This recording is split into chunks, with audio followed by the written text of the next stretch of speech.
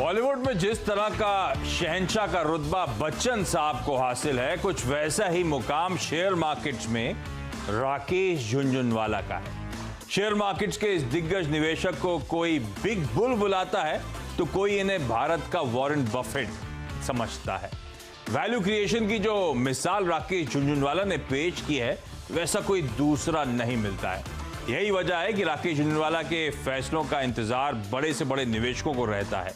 निवेशक ये जानना चाहते हैं कि वो किस कंपनी में निवेश कर रहे हैं और किससे बाहर निकल रहे हैं। सभी को बिग बुल के कमाई के मंत्र का इंतजार रहता है। तो चलिए आपका इंतजार खत्म करते हैं और जानते हैं कि बिग बुल के बिग बेट्स क्या हैं।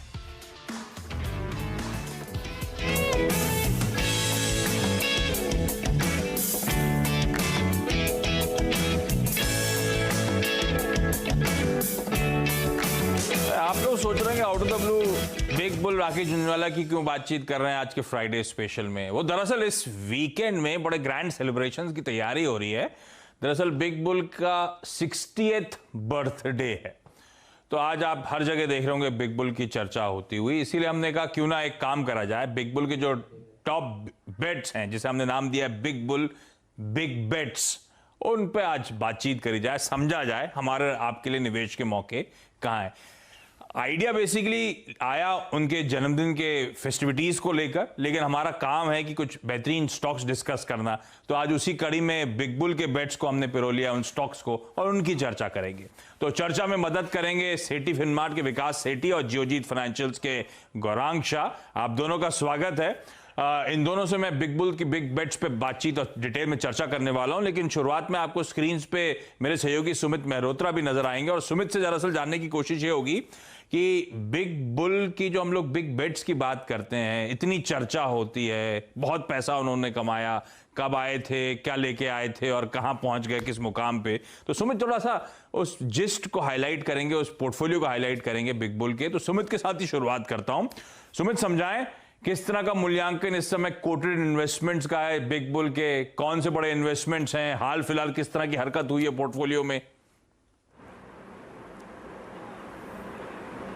शुक्रिया आशीष। देखिए, बिग बुल को सब जानते हैं, उनके इन्वेस्टमेंट्स को भी कोई छुपा नहीं सकता। जैसी खबर आती है शेयरों में अपने आप ही रिएक्शन देखने को मिलता है, लेकिन अलग अलग माध्यम से वो इन्वेस्ट करते हैं, यानी कि अपने नाम से, अपनी धर्मपत्नी के नाम से, अपनी जो फर्म है उसके नाम से। तो अलग अलग तरह से उनकी पोजीशंस को देखा गया है। कुल मिला के 30 के करीब ऐसे स्टॉक्स हैं जहां पर उनकी पोजीशंस हैं, जो उनका पोर्टफोलियो कंपोज करता है। समय समय पर उसमें अपनी होल्डिंग बढ़ाते घटाते रहते हैं, लेकिन इनकी जो ओवरऑल मूल्यांकन किया जाए तो करीब करीब 15 से 16 हज़ार करोड़ रुपए के आसपास की वैल्यू बैठती है। उनके खुद के नाम से जो पोजीशन है उसी की वैल्यू करीब 11,000 करोड़ रुपए के आसपास है, और बाकी उनके जो अदर एसोसिएट नेम्स हैं उसके हिसाब से जो फर्म है उसकी वैल्यू करीब करीब 4,000 करोड़ रुपए के आसपास बैठती है। इनके पोर्टफोलियो में करीब ऑन एन एवरेज 11% का एक डिक्लाइन इस साल देखने को मिला है। ऑन एन एवरेज इसलिए बोल रहा हूँ कि कुछ शेयर ऐसे हैं जिनमें एक जोरदार रिटर्न रहा है 100% से ज्यादा का, कुछ शेयर टूटे भी हैं, कुछ अभी एक रेंज में ही कामकाज कर रहे हैं, लेकिन मोर और लेस इनका पोर्टफोलियो लोअर लेवल से या फिर इस साल में YTD में करीब करीब 1% का एक जंप दिखा चुका है। साल भर में पिछले साल के कंपैरिजन में 11% टूटा और इस साल अब तक 1% का एक जंप आया। मेजरली कंज्यूमर डिस्क्रिशनरी और एग्रीकल्चर इनके पोर्टफोलियो का मेन हिस्सा है, जैसे टाइटन हुआ या फार्मास्यूटिकल, लुपिन जैसी कंपनीज, औरोबिंदो फार्मा जैसी कंपनीज के अंदर कुछ हद तक हिस्सेदारी होल्ड करते हैं। रिटेल, ये कुछ और ऐसे नाम हैं जो कि अपनी पोजीशंस रखते हैं। मेजरली लेस एक्सपोजर जो है वो इनका फाइनेंशियल्स में है, जैसे फेडरल बैंक जैसे या करूर व्यासा बैंक जैसे बैंक जो है जहां पर इनका एक्सपोजर है। 2-3 कंपनीज जहां पर रिसेंटली पोजीशन बढ़ाई है, उसमें एक रैलिस इंडिया है, टाइटन है, जुबिलेंट लाइफ है जिसके अंदर पोजीशन बढ़ाई है, VIP इंडस्ट्रीज जो कि रिसेंटली काफी करेक्ट हुआ है। इन कंपनीज में उनकी हिस्सेदारी थोड़ी बढ़ते हुए दिखाई पड़ी है, लेकिन एक स्ट्रॉन्ग पोजीशन पिछले कई सालों से या दशक से होल्ड कर रहे हैं। ओके, तो 15,000 16,000 करोड़ रुपए के आसपास का जो शेयर मार्केट में इन्वेस्टमेंट है उसका करंट मूल्यांकन है। इस तरह की वेल्थ बिग बुल ने over the years share market से कमाई है, और अब तो खैर काफी सारे अनकोटेड इन्वेस्टमेंट्स भी हैं, वो अलग कहानी। लेकिन तो आज करना क्या है, सुमित ने आपको पोर्टफोलियो का एक जिस्ट दिया, पर अब उस पोर्टफोलियो में 30 स्टॉक्स, उन सब का डिस्कशन करना लॉजिक भी नहीं था। तो बिग बुल की जो बड़ी बेट्स हैं या ऐसे जो स्टॉक जो हाल फिलहाल खबरों में है, चर्चा में है, उन स्टॉक्स को मैंने सिलेक्ट करा है जिस पर दो देश के जाने माने फंडामेंटल एनालिस्ट हैं, मदद करेंगे। हम ये जानने की कोशिश भी कर रहे हैं कि उन बिग बेट्स में से हमारे और आपके लिए भी कहीं मौके हैं क्या निवेश करने के। शुरुआत कर रहा हूं गौरांग सर आपके साथ, और क्विकली, क्योंकि मैं चाहता हूं जितने ज्यादा से ज्यादा पोर्टफोलियो के स्टॉक्स कवर हो जाए, इसीलिए मैं बीच की बातचीत को खत्म करके सीधे सीधे स्टॉक्स पर उतर रहा हूं। पहली कंपनी डायरेक्टर साहब स्क्रीन पर लेकर आइएगा, वो है टाइटन कंपनी। और ये बिग बुल ने सबसे तगड़ी वेल्थ मेरे ख्याल से इसी कंपनी के जरिए क्रिएट करी थी ओवर द इयर्स। आज भी बिग बुल 5.5% का स्टेक ओन करते हैं। इस कंपनी का मूल्यांकन है 88,000 करोड़ रुपए के आसपास का, यानी कि बिग बुल का जो स्टेक है। अच्छा, मैं बिग बुल का स्टेक कह रहा हूं, जैसे सुमित ने कहा, एक तो अपने नाम से इन्वेस्ट करते हैं, दूसरा अपनी पत्नी रेखा झुंझुनवाला के नाम से इन्वेस्ट करते हैं, या फिर अपनी एंटरप्राइज रारे एंटरप्राइज, या कई लोग उसे रेयर एंटरप्राइज कहते हैं, उससे इन्वेस्ट करते हैं। तो मैं सबको इंक्लूड कर रहा हूं जहां जहां बिग बुल का एक्सपोजर है। तो आरजे का स्टेक इस समय इस कंपनी में जो है उसकी वैल्यू है 4,900 करोड़ रुपए के आसपास की। और एक स्लो डाउन इस पैंडेमिक के बीच में, आप जानते हैं टाइटन का स्टॉक थोड़ा सा परफॉर्म ठंडा करा है ऑफ लेट, हालांकि लो से कुछ रिकवरी आई है, लेकिन अभी भी ईयर टिल डेट 15% डाउन। पिछले साल जब इन्होंने बर्थडे सेलिब्रेट करा होगा, तब से अब के बीच में 25% इस इन्वेस्टमेंट की वैल्यू नीचे गई है। पर टाइटन कंपनी, गौरांग, क्या करना चाहिए इन लेवल्स के आसपास जहां पे ये स्टॉक खड़ा है? बिग बुल का इन्वेस्टमेंट, अपनी कहानी, किस साल कब लिया था, कितने सालों से होल्ड कर रहे हैं, एक फ्रेश इन्वेस्टर के तौर पे मुझे समझाइएगा। क्या टाइटन कंपनी इस समय इन्वेस्टमेंट के रडार पे रखूं, खरीद के चलूं क्या सर? धन्यवाद आशीष, और आप सभी को शुभ दिन हमारे तरफ से। तो मेरे ख्याल से इतिहास और तारीख गवाह है, जब से राकेश जी का निवेश इस कंपनी में रहा है, और एक सबसे मेरे ख्याल से पुराना निवेश इनका इसी कंपनी में है, और कई सालों से ये निवेश बरकरार है। हमारी भी खरीदारी की कवायद इस कंपनी पर है, और उसकी वजह एक नहीं 2-3 है। पहले तो जेम्स एंड ज्वेलरी का कारोबार और सोने के दाम, जैसे सुनने में आ रहा है कि $1,750-1,800 से करीबन $2,000-2,200 तक जाने की संभावना है। तो एक गणित लगा करके आप अंदाजा लगा सकते हैं कि रुपए में सोने का दाम क्या होगा। उसके साथ साथ पिछले कई तिमाहियों से हम ये देख रहे हैं कि रिस्ट वॉच जो सेगमेंट है, जो कि काफ़ी बड़ा योगदान बैलेंस शीट पे आता है, वहाँ से परफॉर्मेंस जो है वो काफ़ी बेहतर होते जा रहा है, और आने वाले समय में यहाँ पर रुझान बेहतर होने की पूरी संभावना। आई केयर और एक्सेसरीज का जो कारोबार है, वहाँ से भी सुधार होते हुए दिखता है। तो कुल मिलाकर के आप हमें पूछे तो मेरे ख्याल से जो करेक्शन हम देख रहे हैं, वो लंबी अवधि के लिए निवेश करने का बढ़िया मौका है टाइटन कंपनी। हाँ, तो ये पहले ही स्टॉक जिसकी चर्चा हुई, रीसेंट करेक्शन दरअसल बेहतरीन मौके हो सकते हैं स्टॉक में इन्वेस्टमेंट करने के। वैसे गलत कंपनी के साथ चर्चा की शुरुआत हो गई, क्योंकि गौरांग सर ने पहले ही बता दिया कि सोने के दाम यहां खड़े हैं, अभी भी और बढ़ने की उम्मीद है। और घर पे लोग जब सुन लेते हैं तो घर जाके पता चलता है कि भाई सोने के दाम बढ़ने वाले हैं, जो खरीदना अभी खरीद लो। तो जबरदस्ती का प्रेशर बनाते हैं गौरांग सर एकदम से शो के स्टार्ट में ही। पर टाइटन कंपनी इस समय अट्रैक्टिव खड़ी हुई, इसमें कोई शक नहीं है। रीसेंट करेक्शंस बहुत अट्रैक्टिव है स्टॉक के लिहाज से, रडार पे रखिएगा खरीदने के मौके।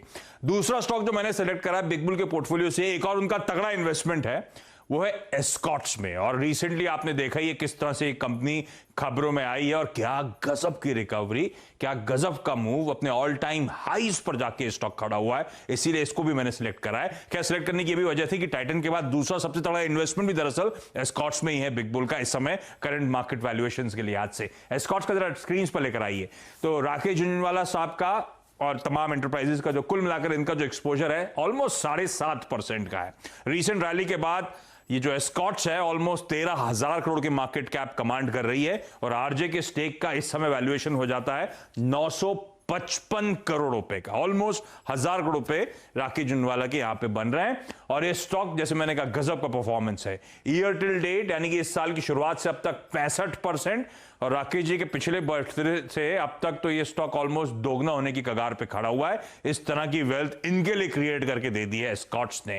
लेकिन एस्कॉट्स वाकई बहुत स्ट्रांग मोमेंटम, लेकिन अब इतनी तेजी के बाद क्या और रूम है हम और आपको फ्रेश इन्वेस्टमेंट एस्कॉट में करने चाहिए, या एस्कॉट को रडार पे रखें, इवेंचुअली अच्छा मौका मिले तो एंट्री करनी चाहिए? क्या उस लायक है ये स्टॉक या नहीं? सेठी सर, क्या कॉल होगा आपको एस्कॉट्स को लेकर? गुड आफ्टरनून आशीष। सबसे पहले तो जो भारत के सबसे सफलतम इन्वेस्टर और भारत के वॉरेन बफेट कहे जाने वाले राकेश झुंझुनवाला जी का कल जन्मदिन है, तो उनको जन्मदिन की हार्दिक शुभकामनाएं। May God bless him with loads of happiness, prosperity, health and wealth. अब बाकी जहां तक एस्कॉर्ट्स का सवाल है, एक बहुत ही शानदार कंपनी है और हमने देखा पिछले एक महीने में भी बहुत ही शानदार रनअप इस स्टॉक ने दिया। अपने लाइफ हाइज या 52 वीक हाइज के आसपास ये स्टॉक चलता है और कल जो मंथली सेल्स नंबर्स भी इस कंपनी ने अपने ट्रैक्टर सेल्स के दिए काफी शानदार थे। ट्रैक्टर डिवीजन अच्छा कर रहा है, रूरल इकोनॉमी अच्छा कर रही है और इस लॉकडाउन के बीच में भी जो एग्रीकल्चर या जो रूरल इकोनॉमी है वहां पे कोई ज्यादा फर्क पड़ा नहीं है। तो बहुत ही अच्छा स्टॉक है मुझे लगता है, बट चूंकि एक रैली ऑलरेडी बन चुकी है तो होल्ड करना चाहिए करंट लेवल्स पे। फ्रेश खरीदारी के लिए कुछ डिक्लाइंस का इंतजार करना चाहिए। जब भी बाजार में सेंटीमेंट्स खराब होते हैं और स्टॉक डिक्लाइन करता है तो मुझे लगता है वो एक अच्छा मौका होगा इस स्टॉक में खरीदारी करने का। बाकी एक शानदार कंपनी है, बिल्कुल होल्ड करने की सलाह है मेरा। इसमें एक साल का लक्ष्य रहेगा 1250 रुपए। तो आप कह रहे हो गिरावट पे खरीदारी। आप विकास सर किन लेवल्स पे कंफर्टेबल हो गए इस स्टॉक में एंट्री पाने के लिए? कहां पे मैं खरीदना शुरू करूं इस स्टॉक को? मुझे लगता है अगर 950 के आसपास ये स्टॉक वापस आता है कोई कारण से तो that would be a good level to enter और वहां पे बिल्कुल खरीदारी करने की सलाह रहेगी। बिल्कुल ठीक। तो 950 ऑड लेवल्स के आसपास अगर स्टॉक आता है तो अट्रैक्टिव बाय होगा। है पोर्टफोलियो में लकी हैं आप तो होल्ड करिएगा इस स्टॉक को, यहां से और अच्छे दमखम इवेंचुअली स्टॉक दिखाएगा। क्रिसिल अगला स्टॉक है। जैसे टाइटन के लिए गौरांग सर कह रहे थे, जाना जाता है कि राकेश सर ने कब इन्वेस्टमेंट करा था और कितनी वैल्यू क्रिएट करी। क्रिसिल में भी बहुत एग्रेसिव रहे हैं राकेश सर और क्रिसिल की डिटेल्स आप लोगों की स्क्रीन पर आएंगी। राकेश झुंझुनवाला साहब का क्रिसिल में 5.5% का आज की डेट में हिस्सा है, 5.5% का स्टेक है। क्रिसिल का भी मार्केट कैप 12-12.5 हजार करोड़ रुपए के आसपास, यानी कि इनके स्टेक का मूल्यांकन है 670 करोड़ रुपए का। और ये stock rating agencies of late ठंडी रही। क्रिसिल तो फिर भी बेटर परफॉर्म करके दिया है, बाकी दोनों लिस्टेड रेटिंग एजेंसीज तो बहुत तगड़ा अंडर परफॉर्मेंस देखने को मिला है। खैर ये बीच का पीरियड है, स्लोडाउन का पीरियड है, शायद इसीलिए भी इस तरह का ठंडा परफॉर्मेंस है। लेकिन ईयर टिल डेट दबाव जरूर होगा। पिछली बर्थडे से बिल्कुल यहां पे एटलीस्ट 20% तो कमा ही रहे हैं, किसी भी लिहाज से हैंडसम रिटर्न्स कहे जाने चाहिए। लेकिन Gaurang sir, CRISIL rating agencies का स्पेस ऑफलेट बड़ा स्लो डाउन, दिक्कतें और कुछ रेटिंग एजेंसीज को लेकर तो खबरें भी आई थी जिसके चलते उन स्टॉक्स की बहुत पिटाई हुई थी। क्रिसिल कैसा पोजीशन है सर और पोर्टफोलियो में रखना चाहिए स्टॉक को क्या अब? बिल्कुल रखना चाहिए आशीष, और मेरे ख्याल से रेटिंग एजेंसीज या रेटिंग कंपनियों को अनुशासन रखने की बहुत जरूरत है, क्योंकि इनकी रेटिंग पर ही जो निवेशक हैं वो भरोसा करके निवेश करते हैं कोई भी आईपीओ में या फिर किसी भी डेट इंस्ट्रूमेंट में। और हकीकत ये भी है, वास्तविकता ये भी है कि इनका पूरा कारोबार जो है रेटिंग एजेंसीज का, ये आईपीओ और सेकेंडरी मार्केट में जो पेपर आते हैं उस पर निर्भर होता है, क्योंकि ये रेट करते हैं उन सब पेपर को और उनके रेटिंग पर डेफिनेटली देखते हुए निवेशक यहाँ पर निवेश करते हैं। थोड़ा माहौल सुस्त है, ये इसमें कोई दो राय नहीं है, क्योंकि पिछले कुछ महीनों में आईपीओ ने दस्तक नहीं दिए शेयर बाजार के दरवाजे पर। लेकिन मैं उम्मीद रखता हूँ जैसे जैसे ये जो अर्थव्यवस्था है वो लॉकडाउन से ओपन अप हो रही है, अनलॉक हो रही है, तो धीरे धीरे करके यहाँ पर भी आपको कुछ कंपनियां हरकत में आते हुए दिखेगी, जिससे इन कंपनियों का कामकाज धीरे धीरे करके बढ़ने लगेगा। और लंबी अवधि का अगर निवेश है तो बनाए रखें, और अगर निवेश करने की आप तक ढूंढ रहे हैं तो मेरे ख्याल से शुरुआत कीजिए और गिरावट पर और जोड़ते जाएं। बिल्कुल सही बात है, होल्ड करिए। फ्रेश इन्वेस्टमेंट्स भी इन लेवल्स पे करा जा सकता है और किसी भी गिरावट में एक्यूमुलेट करते चलें। क्रिसिल का काउंटर जो अपने पीयर से कहीं बेहतर पोजीशन आपको वैसे भी ये स्टॉक नजर आएगा, वो भाव भी दिखा रहा है, बाजार का भरोसा इस रेटिंग एजेंसीज के साथ खास तौर पर खड़ा हुआ है।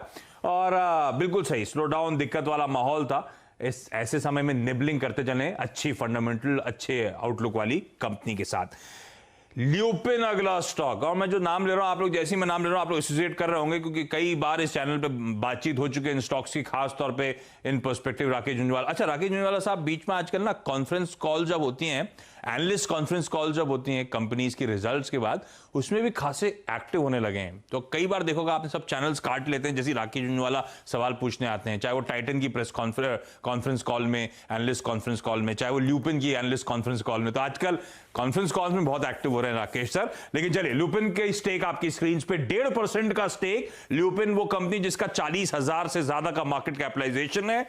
आरजे के स्टेक की मूल्यांकन 615 करोड़ रुपए और ईयर टू डेट परफॉर्मेंस और साल भर का परफॉर्मेंस ऑलमोस्ट सिमिलर, 18-20% के आसपास के रिटर्न्स। लेकिन फार्मास्यूटिकल वो स्पेस जो ऑफ लेट बड़ा स्मार्ट मूव दिखाना शुरू करा है, स्ट्रीट की सबसे पसंदीदा बेट बन गई है। ऐसे में गौरांग सर, क्या ल्यूपिन वो पसंदीदा बेट होगी मेरी? क्या इन लेवल्स पे खरीदारी करनी चाहिए? वेल आशीष, पहले खरीदारी की कवायद थी, लेकिन जिस तरीके से नतीजों ने निराश किया उसके पश्चात अपने बिकवाली की राय दी है। मैं उम्मीद रखता हूं कि स्थानीय मार्केट में कारोबार और अमेरिका में जो मार्केट है जिससे ज्यादातर योगदान बैलेंस शीट पे आता है, और मैनेजमेंट की ये टिप्पणी भी थी पिछले 2-3 तिमाही से जब से नतीजे आ रहे हैं कि वहां पर सुधार दिख रहा है, लेकिन उसको बैलेंस शीट में तब्दील होने के लिए समय लगेगा, नतीजों में तब्दील होने के लिए समय लगेगा। तो अगर आपका निवेश है तो आप बनाए रखें क्योंकि सुधार दिख रहा है, और अगर निवेश नहीं है और फार्मा सेक्टर में आप निवेश का ध्यान बना रहे हैं तो टोरेंट फार्मा ज्यादा प्रेफरेबल होगा। इंटरेस्टिंग। तो ल्यूपिन रीसेंट रिजल्ट के डिसअपॉइंटमेंट के बाद है तो होल्ड करें। फ्रेश फार्मास्यूटिकल इंडस्ट्री में सेक्टर में एक पिक चाहिए तो ल्यूपिन से बेहतर होगा कि टोरेंट फार्मा, उस स्टॉक में आप लोग बेट कर सकते हैं। जुबिलेंट लाइफ साइंसेज एक और स्टॉक जहां पे राकेश जी की बड़ी तगड़ी होल्डिंग है, स्क्रीन पर लेकर आएगा डिटेल्स विकास सर, ये आपके लिए 4.4% की करंट होल्डिंग, यानी कि ऑलमोस्ट 70 लाख शेयर्स हैं राकेश सर के पास। 10,750 करोड़ रुपए की जुबिलेंट लाइफ साइंसेज की करंट मार्केट कैप, इनके स्टेक का मूल्यांकन आता है 475 करोड़ रुपए में, और इस स्टॉक ने अच्छा परफॉर्मेंस करा है। ईयर टिल डेट 25% के आसपास का उछाल, पिछले एक साल में 35-36% की उछाल तेजी दिखा चुका है।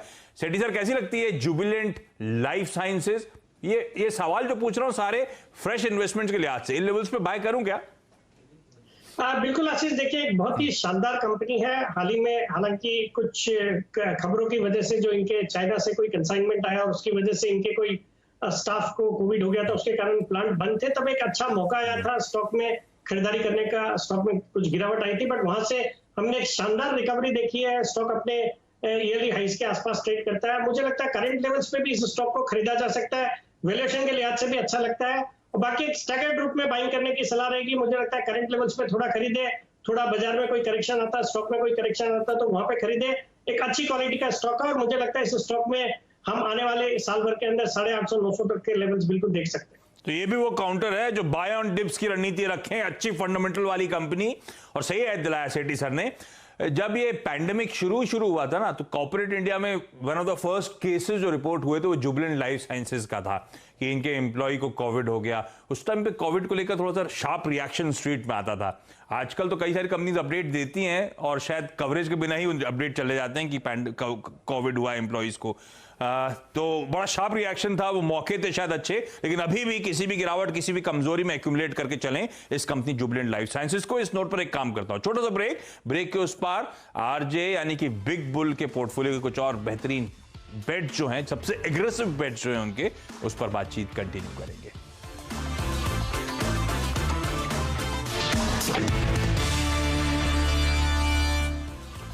चलिए, ब्रेक के बाद आपका स्वागत है। हम बात कर रहे हैं बिग बुल यानी कि राकेश झुनझुनवाला, बिग बुल की बिग बेट्स की, वो स्टॉक जहां पे उनका सबसे तगड़ा एक्सपोजर है। क्या उन स्टॉक्स में बिग बुल ने ऑब्वियसली उनके फंडामेंटल्स चेक करे होंगे, उन्हें अच्छे लगे होंगे, लेकिन क्या हमारे आपके लिए अच्छे मौके हैं इस समय भी उन स्टॉक्स में निवेश करने के? क्योंकि हर चीज एक प्राइस पे, एक भाव पे अच्छी लगती है। बिग बुल के पुराने इन्वेस्टमेंट्स हो सकते हैं, लेकिन हमारी वो कड़ी में हम वो सारे स्टॉक्स डिस्कस कर रहे हैं। मैं रिविजिट करूंगा अब तक जिन स्टॉक्स पे बात हुई और जो रिकमेंडेशंस आए, लेकिन अगली कड़ी में स्टॉक जो है वो है फेडरल बैंक। और राकेश झुनझुनवाला साहब का फेडरल बैंक, डॉक्टर साहब वो लेकर आइएगा स्क्रीन पे, ऑलमोस्ट 3% से थोड़ा ज्यादा ही स्टेक है फेडरल बैंक पे। 10,550 करोड़ रुपए का फेडरल बैंक का मूल्यांकन, बिग बुल के स्टेक की वैल्यू 320 करोड़ रुपए। और फेडरल बैंक किस तरह का परफॉर्मेंस है आप देखिए आपकी स्क्रीन पर। एक साल पहले मेरे ख्याल से 80, 90, 100 के जोन्स पे ट्रेड करता था और अब 50 ऑड लेवल्स के आसपास। इसीलिए वो ईयर टिल डेट रिटर्न्स और एक साल के रिटर्न्स आपकी स्क्रीन पर। पिछले बर्थडे से इस बर्थडे के बीच में बिग बुल ने आधा पैसा गवा दिया है फेडरल बैंक में, कहना चाहिए। लेकिन गौरांग सर, फेडरल बैंक कैसा लगता है? थोड़ा सा डिसअपॉइंटमेंट रहा है इसकी परफॉर्मेंस को लेकर, लेकिन जहां खड़ा है इस समय, क्या फ्रेश इन्वेस्टमेंट बनता है?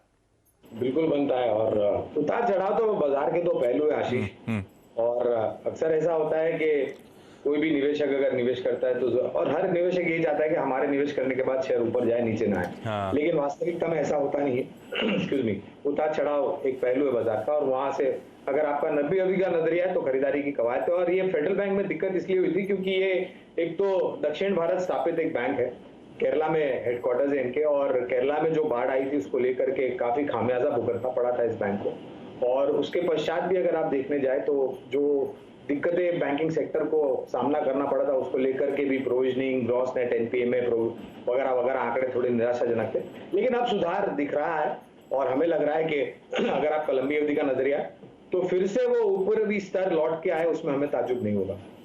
ओके, तो फेडरल बैंक खरीदारी करने के मौके हैं जिन लेवल्स पे अभी आके खड़ा हुआ है, अट्रैक्टिव जोन्स है, अट्रैक्टिव लेवल्स हैं, और लॉन्ग टर्म का नजरिया, लंबी अवधि का नजरिया लेके चलिएगा फेडरल बैंक पर। दो और स्टॉक्स क्विकली कवर करना चाहूंगा मैं, उसमें विकास सर अगला स्टॉक है एमसीएक्स, मल्टी कमोडिटी एक्सचेंज, और एमसीएक्स में बिग बुल का ऑलमोस्ट 4% का हिस्सा, 6600 करोड़ का मार्केट कैपिटलाइजेशन है इस कंपनी का, तो बिग बुल का स्टेक जो है करीब 250 करोड़ रुपए के आसपास का, और एमसीएक्स में भी अच्छा पैसा बना है। पिछले बर्थडे से इस बर्थडे के बीच में 50% का मूव इस स्टॉक ने दिखा दिया है। पर विकास सर क्या करना चाहिए, एमसीएक्स जहां इस समय खड़ा है, स्टॉक पे कॉल क्या होगा? नहीं, बिल्कुल आशीष, देखिए बहुत ही शानदार कंपनी है, नियर मोनोपोली है अपने फील्ड में, ये आपके क्रूड है, मेटल्स है, और बाकी काफी अच्छे मार्जिन है, नतीजे भी क्वार्टर ऑन क्वार्टर अच्छे आते हैं। मुझे लगता है इस स्टॉक में बिल्कुल बने रहना चाहिए। हालांकि अपने निचले लेवल से एक अच्छी खासी तेजी इस स्टॉक में हुई है, तो उस लिहाज से थोड़ी गिरावट का इंतजार करके ही खरीदारी करें। अब बाकी इस स्टॉक पे मैं बुलिश हूं और मेरा एक साल में इस पे इसका लक्ष्य रहेगा 1550 रुपए। अच्छा विकास सर, क्विकली एक स्टॉक और दिखाई डायरेक्टर साहब स्क्रीन पे, समय खत्म हो गया है, एनसीसी का, जहां पे आरजे ने बड़ा एग्रेसिव बेट लिया था, 10% से ज्यादा होल्ड करते हैं, 6.23 करोड़ शेयर्स की होल्डिंग है, और ये स्टॉक तो हम सब जानते हैं इंफ्रा कंपनीज की पिटाई, उसमें एनसीसी खास तौर पे रीसेंट रिकवरी के बावजूद देखिए किस तरह की वैल्यू इरोजन इस स्टॉक में होती हुई नजर आई है। विकास सर, एनसीसी में क्या करना चाहिए, अब जो हो गया वो हो गया? नहीं, अगेन देखिए अच्छा स्टॉक है और बहुत अच्छी खासी पिटाई हो गई है, हाल ही में जो पॉलिटिकल डेवलपमेंट्स हुए थे उसकी वजह से भी गिरावट आई है, बट मुझे लगता है करंट लेवल्स पे भी इस स्टॉक को खरीदा जाना चाहिए और बाकी गिरावट पे और ऐड करें।